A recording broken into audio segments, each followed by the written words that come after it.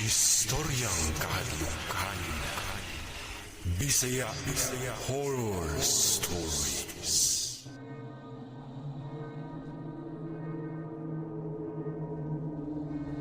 Maayong adlaw Sir Kay ug sa mga solid ka istorya nga nagsubay sa istoryang kahadlukan, Bisaya Horror Stories. Ako day si Mayan. Gatrabaho na ko karon isip usa ka maestra sa gikuha pod nako na kurso pag college. Pastime nako ang maminaw sa inyong channel samtang magtiwas ko sa akong mga paperwork sa school. Ug kay wala naman ko'y giapas na paperworks, maong nakagama ako ani na story ug nakahimok sa pag-send sa inyo ha. Gisulayan lang nako kung mabasa ba gyud kini ninyo ang akong gipadala.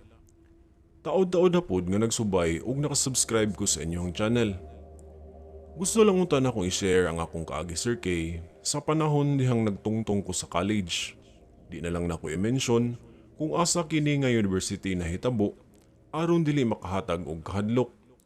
Sa ako pod nga nahibaw-an, giusab na ang maong eskwelahan kay way back 2012 pa kini nahitabo sa ako Ug aron inyong masayran, diri nako sugdan ang akong istorya. Usa day ko ka estudyante sa kursong HRM o Hotel and Restaurant Management. Night student day ko ani na time ug na ako'y klase sa adlaw nga Martes ug sa Huwebes. Magsugod ang subject nako sa alas 7:30 hangtod sa mahuman kini sa alas 9 na sa gabi. Kini na subject namo kay mao kini ang oras sa bartending o kanang subject na hisgutan ang nagkalain-lain nga klase sa ilimnon, sama sa wine, beer, mga bino o uban pang mga ilimnon nga makahubog. Ang among school building ato, wala ko masayop, na ato'y mga 8 o 9 kapalapag dala ang mezzanine. Ug ani na time, naami sa 5th floor na himutang kay maon ang floor nga nakadesignate sa amuang department. Sa dili pa magsugod ang subject, nakasanayan ako na magstambay usa ko sa gawa sa classroom o maglantaw-lantaw ko sa may hallway. Magpaabot lang yun ko sa oras ug sa amo apod na instructor nga moabot sa classroom. Ang mga night student nga nahabilin sa campus, gamay na lang ang makita basta ingon ani na oras. Sa may atbang nga building sa among department, makita di ay ang faculty room sa mga college instructor. Kita kaayo ang instructor kung ugali nga mosulod na kini hasta musaka paingon sa among building. Na ako'y maestra ato nga itago lang nako sa pangalan nga Miss Kat. Siya ang instructor namo sa mga subject nga akong gikaingon kaganiha. Mga alas 6 kapin na to, unya kay wala man ko'y gibuhat, naka-decide ko na musaka na lang ko ato sa 5th floor kay adto na lang ko magtambay. Dihang nakasaka nako, nagtan-aw ko sa may ground. Sa akong paglantaw-lantaw, nakita na kong kalit si Miss Kat nga naa sa atbang. Nagpadulong na kini siya sa moang building. Ug syempre ako, gitan-aw na nako siya kay musaka pa man kini sa among floor. Dihang gilakaw si Miss Kat sa may hallway, nakabantay ko nga ang iyang gisuot nga chef's jacket na kinibahid nga lama nga gapula-pula. Pagkaklaro na ako dihang naduol na siya hapit, kita nako nga nagkadugo ang iyang gisuot ug tan-aw nako putla kaayog nang si Miss Kat atong orasa. Naaninaw pa nako si Miss Kat kay kita nako ang iyang naong nga murag wala kini siya emosyon samtang galakaw. Katingalahan lang na smiling manunta kayo na si Miss Kat. Magpagwapa pa gyud kini. Presentable o well-groomed kini kung musulod sa among klase. Pero aton time murag tamlay kaayo siya panagway. Dihang paminaw nako nga murag duol na si Miss Kat, misulod ko ato sa room pero wala pa'y tao. Pagtanaw nako sa oras, wala pa man day ang alas 7 na schedule. Pero nga nung si Miss Kat, misaka naman. Mugawas na unta ko to sa room, apan si Miss Kat, misulod na og wala kini siya dala. Mihilom og kalit ang palibot, ug gilak niya ang atubangan ng pultahan sa room. Nahibong ko nga lahi gid sa nakasanayan nga mosulod si Miss Kat og classroom. Magdala gid kini siya og papel o laptop kung magklase mi. Apan atong higayuna, gahayon lang siya. Gatalikod lang si Miss Kat ato sa may duol sa whiteboard, unya gabarog lang kini nga walay lihok-lihok.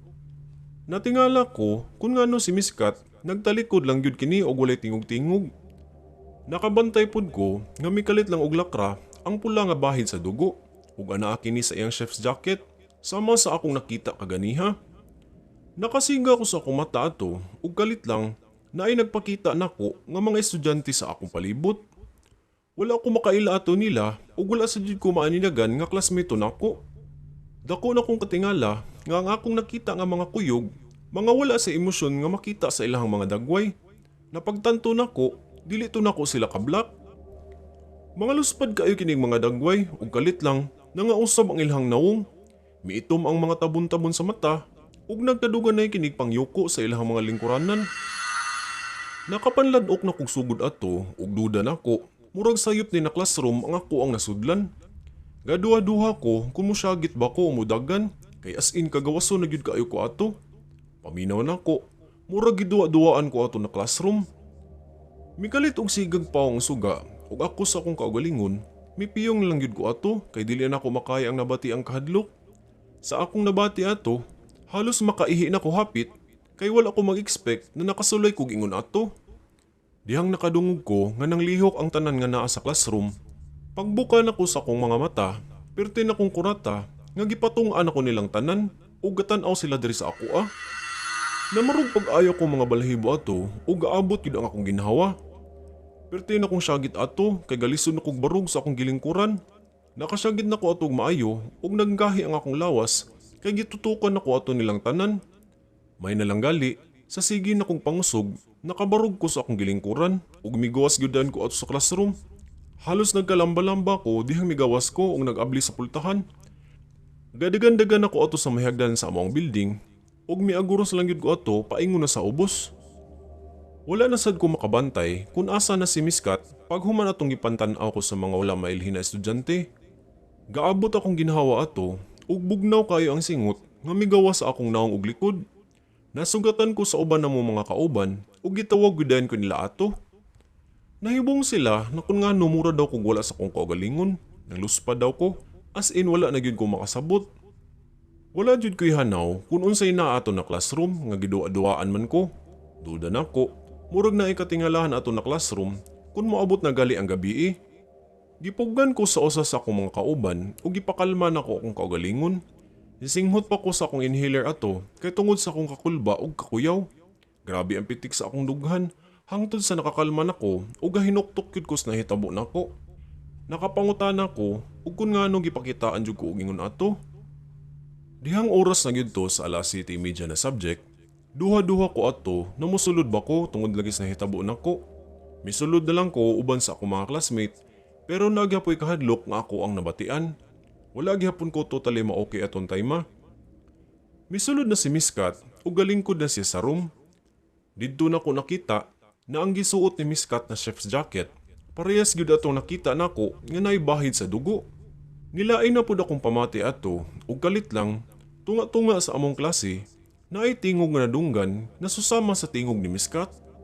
Daghan jud to sa akong mga classmate ang nakabati sa mao nga tingog. Mismo si Miss Kat nakadungog sad ug hagaw-haw daw na tingog ug nangutan na siya kung naaba daw kuno sa mua ang gasuon-suon sa iyang tingog.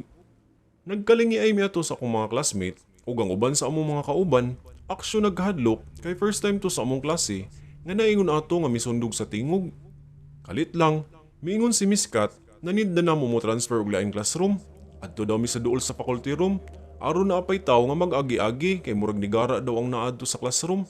Pasabot, si Miss Kat naasa day siya nakita og mga nadunggan. Midali-dali mi ato og kuha sa among mga butang ug sa mga bag aron mo transfer mi. Nag-offer sa mi og pag-ampo sa wala pa na mahawa ato na classroom. Ang uban sa amua nang limbawt ng mga balahibo ato samtang gaampo mi. Si Miss Kat sa iyang bahin, bugat kayo iyang pamati adto daw. Maong ubang klase siya adto kung gabi na, dili daw kayo niya feel ang kadto na room, murag lain daw kuno kayo ang aura sa palibot. Gatuo si Miss Kat na siya lang daw ang nakabati ato.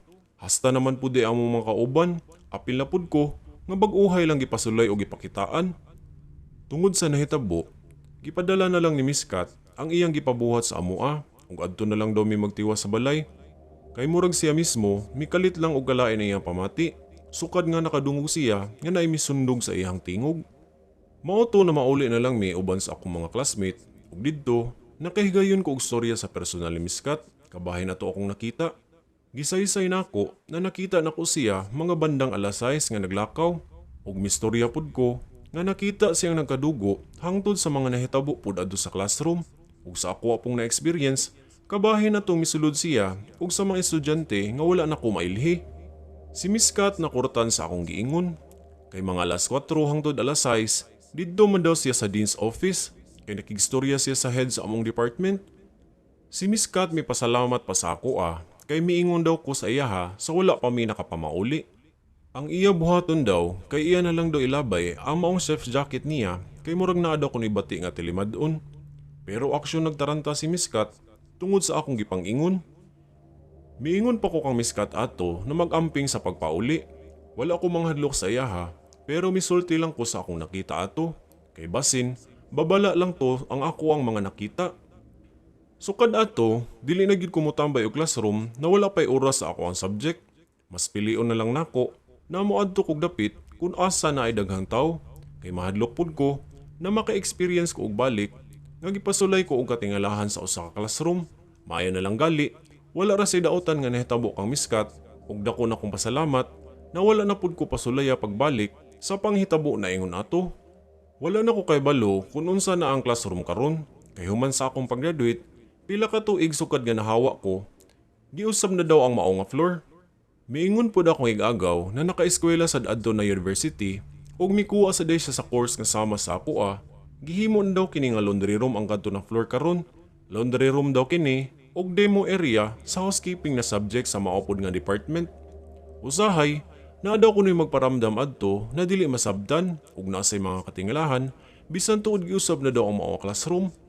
Pungpa sa akong igagaw, na sa kasesyon daw adto nila sa ilang block nga nag-demonstrate sa mga tools sa pagpanglimpyo.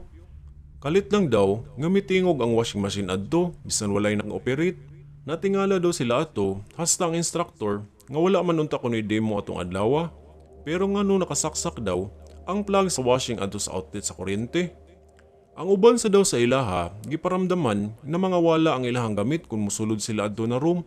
Daghan pa daw nahitabo adto na room ug hangtod karon pabilin ang mga katingalahan ug pangaparamdam sa nagkalain-lain nga mga estudyante.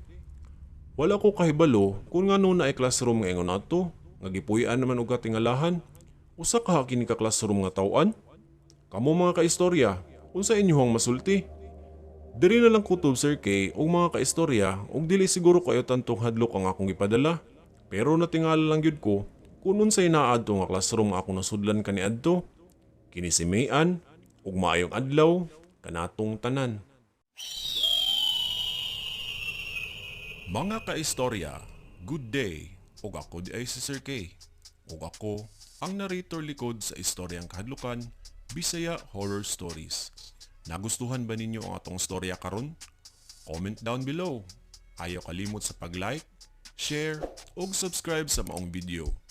Maura to mga kaistorya ug daghang salamat.